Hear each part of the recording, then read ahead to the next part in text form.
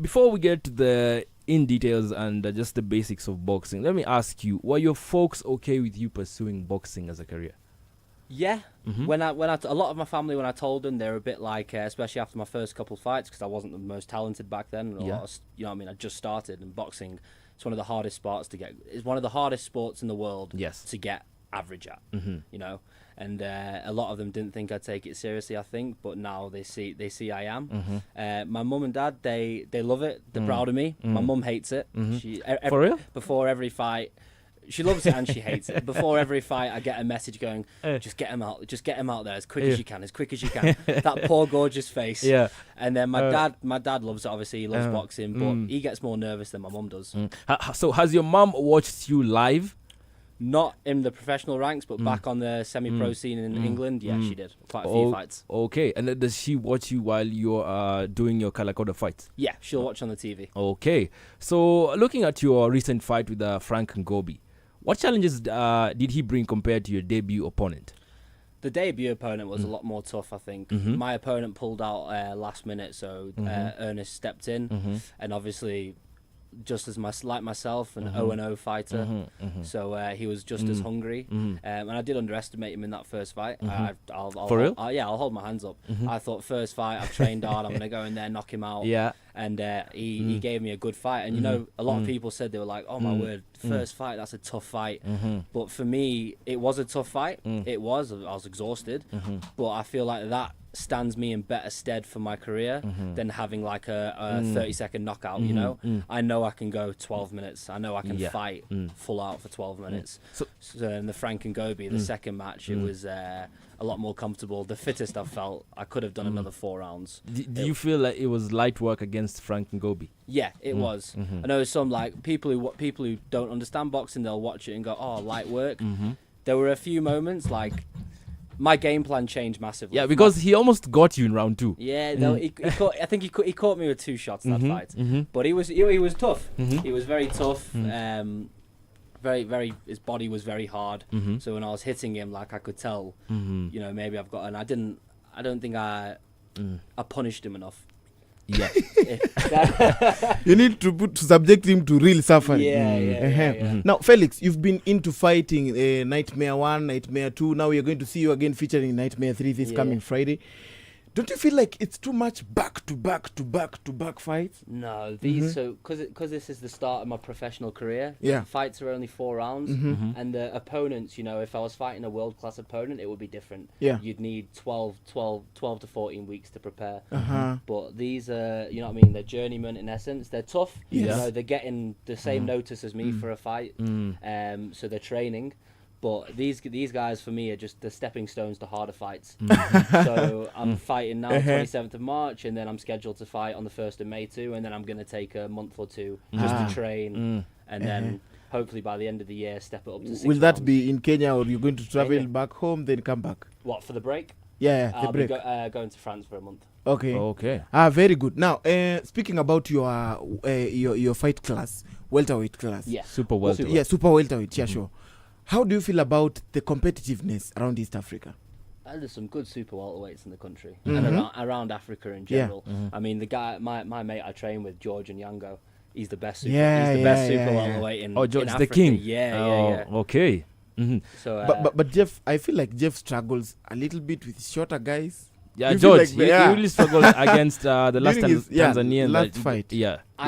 I can be honest with you now and speak firsthand from sparring George. He doesn't struggle. Some of these guys like so height is a disadvantage. Vertical advantage is a disadvantage when it comes to the weight class. I think George is a very skillful boxer. Yeah. I think the last 2 opponents, I won't give away too much because that's his stuff to talk about. But he had I think caught his knuckle a bit sometimes boxing on elbows, but I've sparred George firsthand. He can put anyone to sleep. Yeah, sure. So Felix, when you're in the ring or before a match, do you study your opponents deeply, or do you just rely more on instincts in the ring? I'll watch 1 or 2 of their fights. You know, when I get the match over from the man who matches us, I'll put the name into YouTube, watch 1 or 2 fights, and then that's it. You know, at this level now especially, you just got to think trust your ability and trust your instinct. And now you, as a boxer, you are growing now in this division, right? So do you prefer a unanimous decision, or do you just prefer like knocking people out and getting the job done? You don't get paid for overtime, Mm-hmm. so knocking them out is number one. But you can't go into these fights looking for a knockout. Yes, You can't, because then it's demoralizing. You know, when you go in, you're like, you've trained your whole camp to knock someone out cold, and you don't. You've got to go in and prepare yourself for the 4 rounds. Yes. Prepare yourself for a 4-round war, and then whatever comes after. You know. And do you see yourself ever getting knocked out? No. I've never been hurt. I've never been hurt with a headshot. Ever. I've had my nose broken a few times, but I've never been hurt with a headshot. Okay. Been dropped with a body shot in sparring by my coach in the UK, Grant, twice. He's got crazy power, but no, I don't. Touch wood. You know. It's good you spoke about these. Please just get close to your mic a little bit. It's good you spoke about these injuries. You've gotten your nose broken once. We've seen Jake Paul's jaw blown out. Yeah. He's had to go for repairs 3 times. How about these injuries? How long do you feel someone should sustain them, and then getting to make the decision of coming back? We've seen Anthony Joshua get involved in an accident that was far from the ring, but what now then gets to determine when you're ready to go back to the ring and making sure that you're sustaining such injuries, because when you get hurt back to back again, it becomes so serious and it's not good. It can put an end to your career. Yeah. I think it all depends on the injury. You know, like broken noses. I've broken my nose in sparring and then still sparred the week after. You know, it depends on the injury. A broken jaw, like Jake Paul, like you said there against Anthony Joshua, that's a bit of a different one, because I've never happened to me, but I know people who have broken their jaws. Yeah. And I think you're eating wet. You're drinking through a straw for about 3 weeks of the recovery. That's very So it all depends how you heal. You know, some people have to have plates put in. The AJ one with that car crash, that's also a different, because it's outside of the boxing ring. Yeah. So and that's also, obviously, I think he got away uninjured. I'm pretty sure. It was his 2 minor injuries. Minor. Yeah. But for that's more psychological and mental.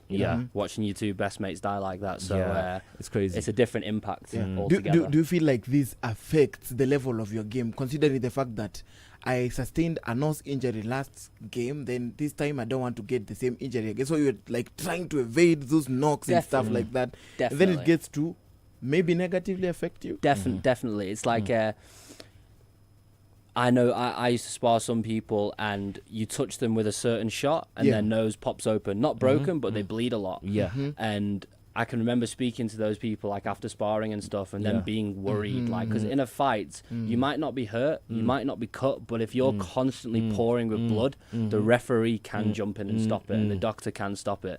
So I think if you know, like, especially if you've got a scar, so Frank and Gobi, when I fought him in that second fight, I opened up a scar on his right eye, and that was pouring with blood. In the last 2 rounds though, so it was okay. But for me, if I knew I had like a bad scar tissue, and I know in sparring, if I get touched there, it's open. Yeah, it's a negative effect, because you know you can even though you can be winning the fight 3 rounds above, and you get caught with 1 shot, open it goes, cuts you open. and then your fight stopped and you lose the fight. Would you throw in the towel if you were bleeding in a fight?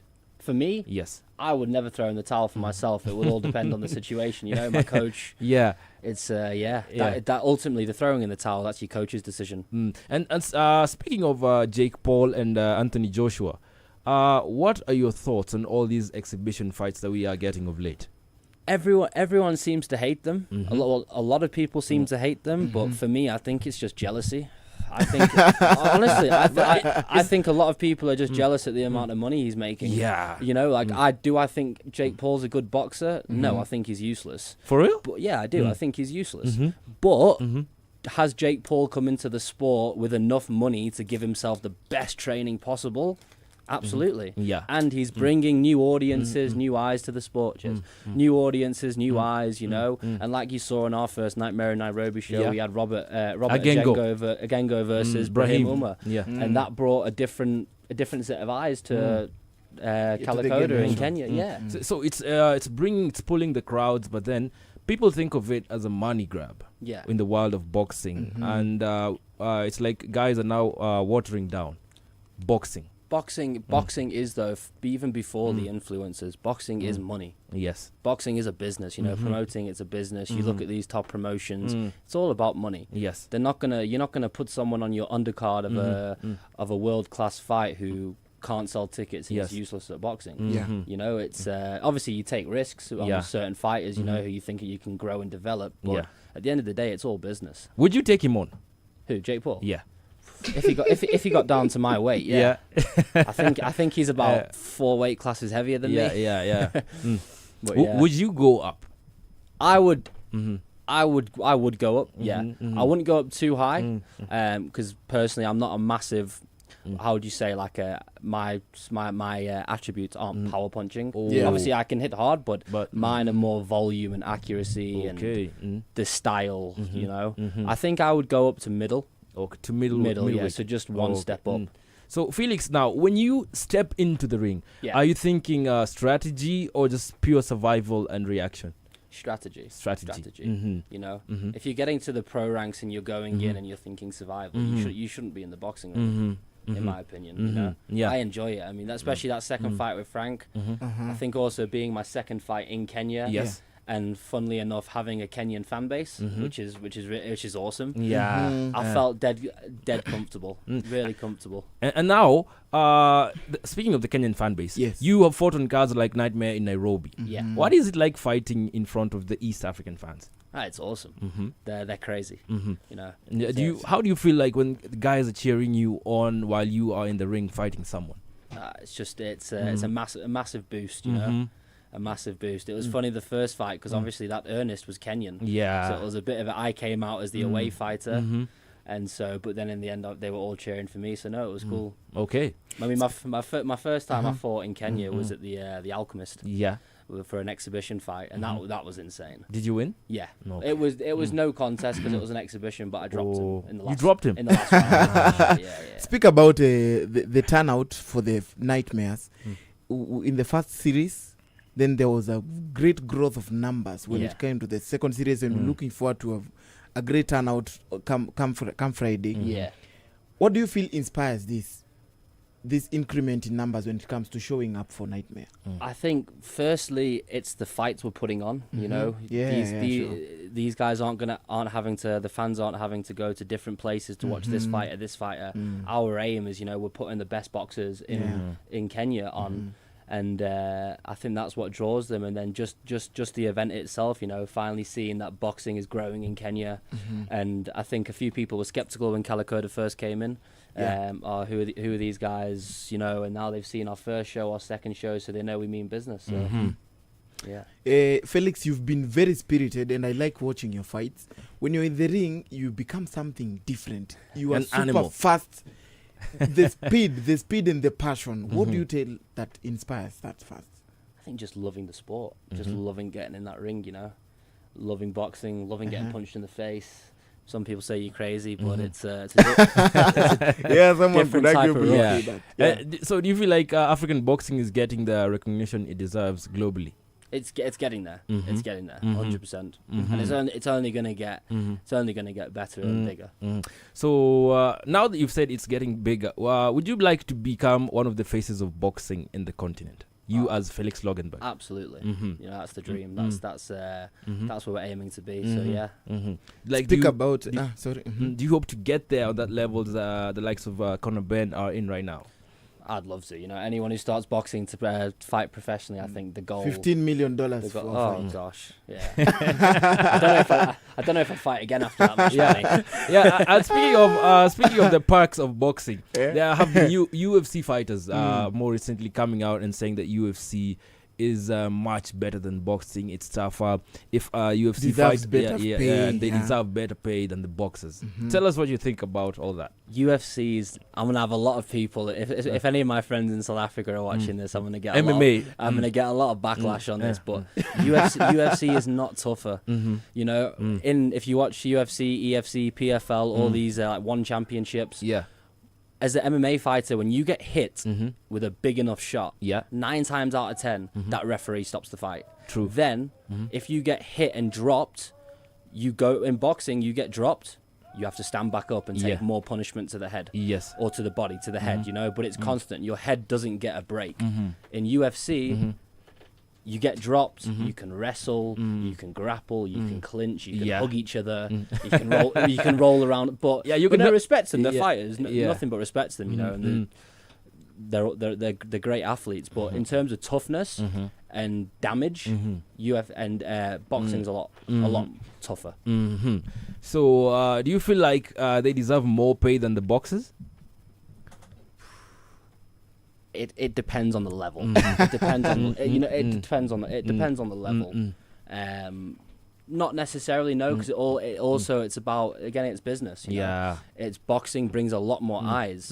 You saw Canelo versus Terence Crawford, and then you watch a fight in the UFC. I don't know who to use an example, but you watch one of their top UFC fights, and you watch one of the top boxing fights.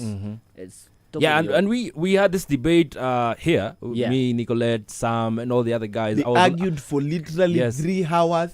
Then they want to extend that argument to the next show the other Sunday. Of course, I was defending boxing, and all these other guys were on the UFC side saying UFC is tougher, yada yada yada, and everything. And I told them, whenever the MMA fighters come into the boxing ring, they all get to lose. They struggle.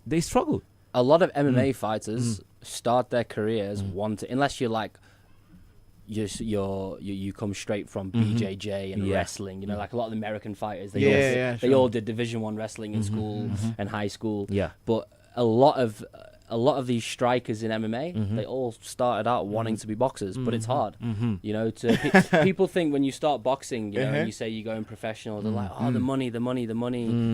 Like the likes of Anthony Joshua, these types of boxers. Yes. And it's my old coach in the UK, Grant, who used to say this. Your stars have got to align. You know, it's not when you start pro boxing. 80% of pro boxers, they have a full-time job outside of boxing. So it's And when it comes to training and discipline, so what does the average training day look like for Felix Loggenberg? 8:30 till 10:30, 11. Boxing in the morning. Yes. And then 4:30 till 6:37 is strength and conditioning at night. You know, but then now this next week it's just one session because now I'm at the peak fitness. You know, this next week I can't really get much fitter, but what I can do is now just watch my weight this next week to make sure I'm on weight for Thursday. Felix, we've seen you involved a lot, your family involved a lot with the Nightmares 1, 2, 3 and Kalakoda generally. Nightmare 3 is going to feature your sister making her debut. We anticipated to have her with us today, but we look forward to maybe hosting her in the course of the week. And we look forward to seeing what she'll put up on Friday. Speak about your family's involvement in boxing and maybe what has called about this. Where did this come from? Your dad is involved, you are involved yourself, your sister is there. We see you getting a lot of support from your girlfriend. If she could say a word, would appreciate it as well. But what is all this about your family and involvement in boxing? It was actually, for me, when I started boxing, it was just after lockdown, and it was my sister Anushka who's making her debut on Friday. It was her who actually took me down to my first boxing gym where I started fighting at that gym. She started boxing, but she started boxing before me. You know, and then she's I think she had 1 amateur fight now in the UK, 3 on the same circuit I was on, the semi-pro circuit, and I think she's just ready to get out of the UK, come experience Kenya. She's looking forward to it, and she's a good boxer too. She's tough. She's very tough. We have to be there and watch her fight. And she's got a nasty right hand. Ooh, yeah.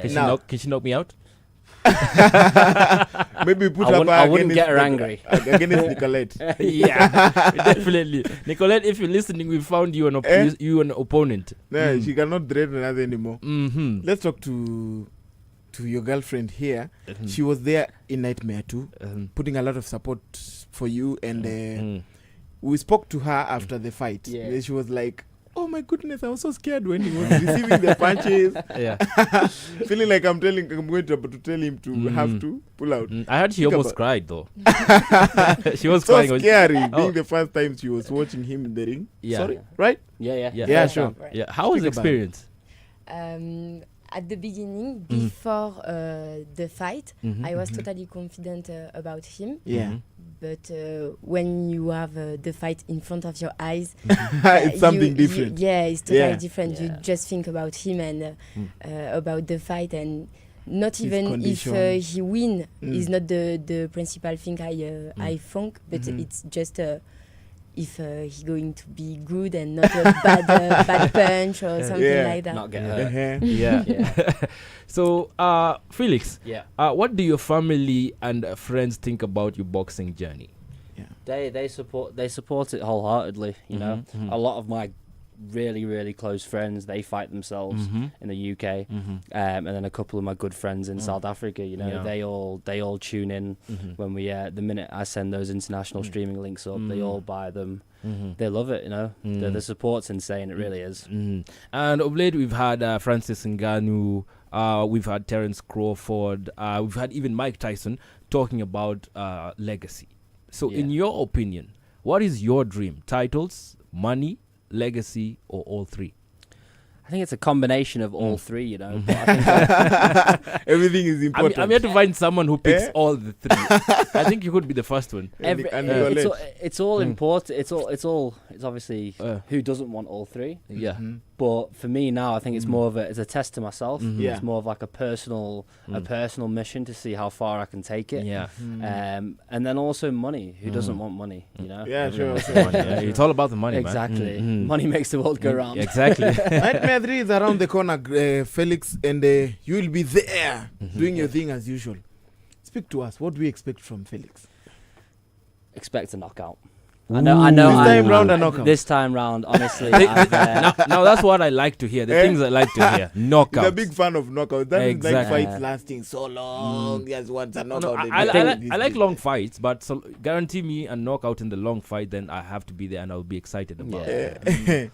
I don't know if you watched the last Kalakota fight. It was Martin Achebi was against was it a Kenyan opponent? Kenyan opponent. Yeah. That was some brutal knockout, man. Martin Achebi's got crazy power. He's also a WBC African Muay Thai champion. Muay Thai champion. And a lot of these Muay Thai fighters, their strongest weapons are their legs. And when you're punching, your punch power comes from your legs. Yes. Well, the start of it comes from your legs, the rotation. So no, you saw the shot too. It wasn't like it was a windmill of a shot. Yeah. It was just a short little left hook, and the guy went to He sleep. went down the medics had to come in and very quickly. He was like out for a while, and we were like, "Whoa, is he really okay? Yeah. Is he like out?" So Felix, who is Felix Loggenberg outside the ring? It depends who I'm with, I think. Now, if a stranger like me just comes and asks you, "Who are you? What do you do outside of the ring? Yeah, like just tell us everything that we need to know, of course. I'm a big food person. Outside the ring, I don't stop eating. If it wasn't for boxing, I'd be a lot bigger. Just an overall, if I was to say it simply, just a chill guy. You know, I don't rise too much. I just mind my own business. If I'm honest, Or any leisure activities apart from food and everything. When I'm back in Cape Town, I like to surf. I like to skateboard. That's it. Spend time with my girlfriend, and skateboarding and surfing. That's where So this is way before boxing. Now this is when I was a teenager. But I used to love skateboarding. Oh, skateboarded a lot. Fantastic. Yeah. So if boxing didn't exist, what do you think you'd be doing today? One, I'd still be working on a building site, and two, probably skateboarding. Or are you a fan of construction? I left South Africa to go to the UK to do my joinery apprenticeship. So I did that in the UK, and then I've been on building sites since I was 15 years old. Okay. And where do you see yourself in 5 years? Still building or fighting for belts? Fighting for belts, or retired with enough money where I can just hide away from the world. Yeah. Why would you want to hide away from the world? I like my space. You know? Do you share the same sentiments? Yeah, of course. In 5 years. Traveling, seeing the world. You know, So Felix, I've got some fun and rapid fire questions for you. Okay. A knockout or decision? Which one do you prefer? Knockout. Knockout. Yeah. Okay. So who's your favorite boxer of all time? Ooh, that's a great question. Vasily Lomachenko. Who? Lomachenko. Lomachenko. Yeah. Can you just tell us a bit about him for He's, our listeners who do not know? Ukrainian, so Soviet Ukrainian fighter. Southpaw. I think light welterweight division, or super lightweight division. And he's honestly, funnily enough, he was forced to do ballet when he was younger. Ooh, He's got the best footwork out of any boxer. You Because will he was ever a ballet. See. Yeah, honestly. And he's the same as me. He's right-handed, but he fights southpaw. And he's just all round. You know, if he wants to knock you out, he can knock you out. If he wants to play with you, he can play with you. He's whenever I watch him, it's just you're always in for a show. I thought you'd pick some of the common greats that we know of in boxing. Everyone goes as like your Mike Tyson, your Lennox Lewis, all of that. Obviously, Mike Tyson, love him, amazing fighter. Iron Mike, yeah. Iron Mike, yeah. But for me, in terms of overall skill, boxing IQ, and all those attributes, for me, it's got to be someone like Lomachenko. Definitely. So, one word to describe your fighting style. Awkward. Awkward? Yeah. Why would you describe yourself as an awkward fighter? Because I'm southpaw, so people struggle to hit me. Okay. So, hardest punch you've taken? Who was it against and when? In a fight or Yeah, you can tell us both in a fight or just outside. I think the hardest punch I've taken is the one off my coach in the UK when we used to spar together before. I sparred him before his last fight in the UK. Yeah. And he hit me with, I think, the 3 quickest uppercuts I've ever been hit with in my life. And they were the hardest. Did you go down? Not off the uppercuts, no, but their shots broke my nose. It was the body shot that followed that put me down. Okay. So outside the boxing ring, have you ever taken a punch? No. Okay. So what's the message to your future opponents? Train hard, wish you the best of luck, you know. At the end of the day, it's business. We want everyone to exit the ring with the health intact. But yeah, train hard, because if you don't, it's going to be a long 12 minutes. Okay. Any message for your opponent this coming Friday? Good luck. Yeah. Good luck. Good luck. You know, he's going to need it. He's going to need it? Yeah, that's for sure. You definitely know it's going to be hard. So, what is your favorite training song and workout song? Oh, gosh, that's a good question. I know that's one of the hardest questions that people think, even when you're in Instagram trying to think of a song that you want to go with a picture or a video. Last fight was actually the first fight where I've not thought about my walkout song. I got a message off Damien, my mate, and he's like, mate, what walkout song do you want? I was like, oh, damn, I don't know. And that's when I picked Still Dre. You can't go wrong with Dr. Dre. Yeah. But classic. I think training-wise, I'm a bit of a... Lara will back me up on this one. I've got quite a different style of music. Like when I walk out, like a rough and, a pump you up type of song. But when I'm training, I quite like my older music, more sing-song music, One Republic. Ooh. Yeah. So, but in terms of to pump you up for your training session, Eminem, Written in the Stars, is a sick song. Tiny Temper. Yeah, okay. Yeah. So, and when fans look back at your career years from now, what do you want them to say about Felix Loggenberg? He was an exciting fighter. You know, always put on a show. Never a dull moment in the ring. So, yeah. Wow. So, any dream fighter you want to fight before you hang your gloves? Not in particular. No. No. No one in particular.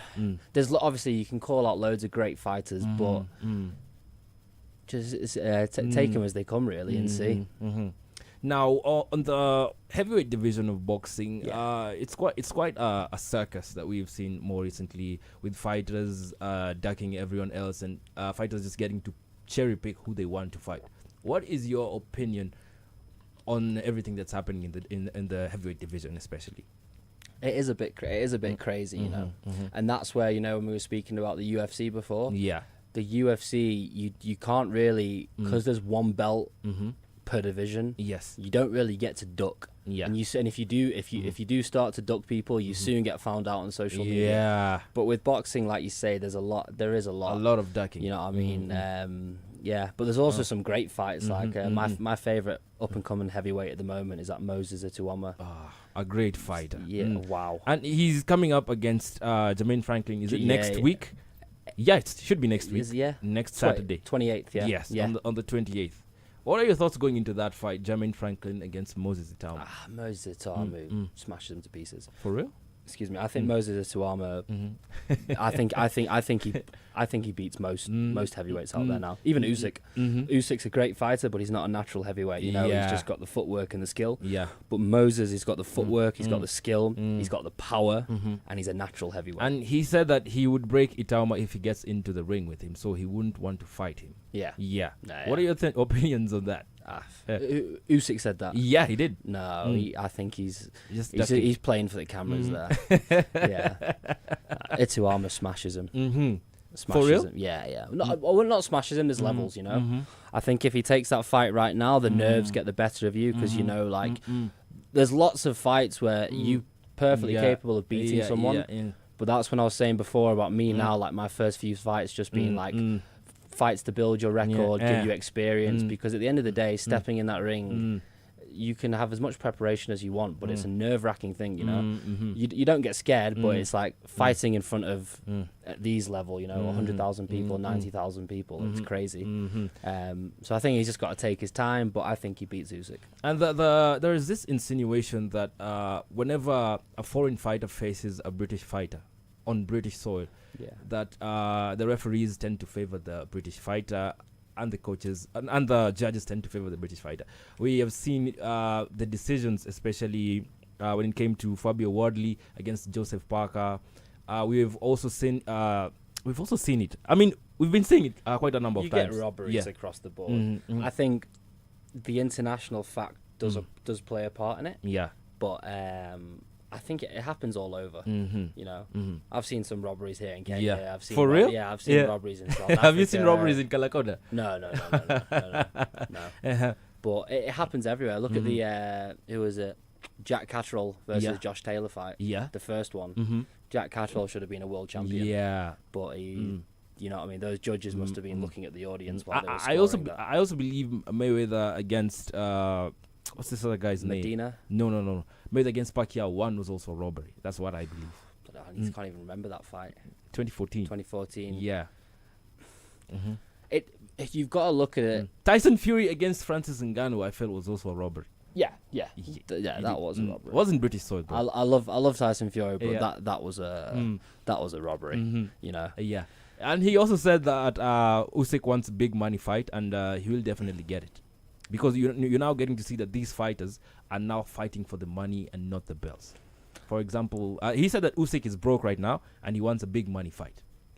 I don't know how much of that you ought to believe. You know what I mean? I'm pretty sure these guys aren't broke. Yeah. But you are. I do agree with you with the money fights. Like Fury now is apparently coming out. He's coming out of retirement to fight for the fifth time. Arkham Manana, whatever, however you pronounce his name. Mahmudov. There we go. On Netflix. Yeah. That's just a money fight. Big isn't money it? fight. It's just a money fight. You know. But when you've already been undisputed, or when you've already been heavyweight world champion, you know, for years, and you've done what he's done. Would you say no to $50 million? No, not. I would be on the ring any day. Exactly. Day and night, just call me. I'll be on the ring. If you paid me $50 million to fight Tyson Fury now, I'd take it. I know I'd lose and get knocked out badly, but $50 million in your pocket. At the end of the day, you're going to walk out with a huge chunk of money on your pocket. So, what do you think of just boxers like Tyson Fury coming out of retirement, then going back to retirement, then coming back again? It's all games. It's all mind games. You know, I think everyone knew when Fury said he was retiring. Yeah, they were like, and then especially when you're watching all the videos of him in Thailand, training and running with his sons and stuff. You knew he was coming. He was out. coming back. Yeah. Okay. Yeah. Well, that's it. All we had for the day. Thank you so much, Felix. Thank you for having me. Any message you have to your fans for the upcoming fight? Keep tuning in, guys. Keep the support coming on social media to the Kenyan to my Kenyan fan base. Can't wait to see you there on Friday night, the 27th of March. Nightmare in Nairobi 3. Expect big fights, big knockouts, and an all-round great night and a great after party at Mass House. So and to the friends and family, keep sending the love. Much appreciated. To my amazing girlfriend, keep the support. Love you. And thanks, guys. Where can fans access the tickets? Hustle Sasa. Link in my bio. Link on the Calico. Okay. HustleSassa.shop. Oh, so can you tell us more about your socials and where can guys find you? Let me actually. I changed all my handles recently because I got 2 accounts, but my main one is Felix Loggenberg. So just type Felix Loggenberg on Instagram, then you'll find me, and then I've got a private account on there for friends and family. But Okay. So that's it, guys. Remember, Nightmare in Nairobi 3 this Friday, March. Get your tickets at Hustle Sassa. Felix Loggenberg will be there. He's got an upcoming big boxing fight, and he has promised us a knockout. So make sure you are there. We'll be back after the break. Let's go.